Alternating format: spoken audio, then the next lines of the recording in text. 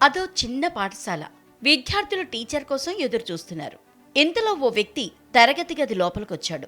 అతడి చేతిలో కత్తెర, బ్లేడు, తాళాలు, స్క్రూ డ్రైవర్ వంటి సరంజామా ఉంది. వెంటనే పాఠం మొదలుపెట్టాడు. అంటే ఏవో సైన్స్ ప్రాక్టికల్స్ చెప్తున్నాడేమో అనుకోకండి. అక్కడ జరిగే సంగతి తెలిస్తే నోరెళ్లబెడతారు.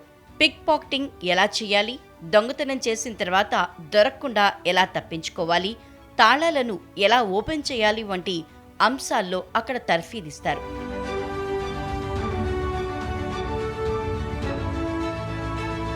మధ్యప్రదేశ్ రాజధాని భోపాల్కు 120 కిలోమీటర్ల దూరంలో ఉన్న ఖడియా, గుల్ఖేడి, హుల్ఖేడి అనే 3 గ్రామాల్లో దొంగల స్కూళ్లున్నాయి.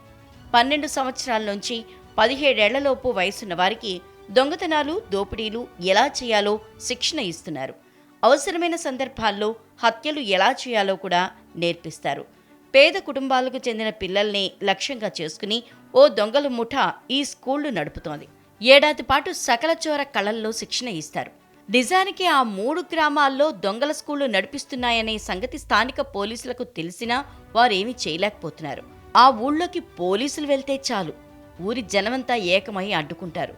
ఎవరైనా అపరిచితులు అక్కడికి వెళ్లినా వదిలిపెట్టరు.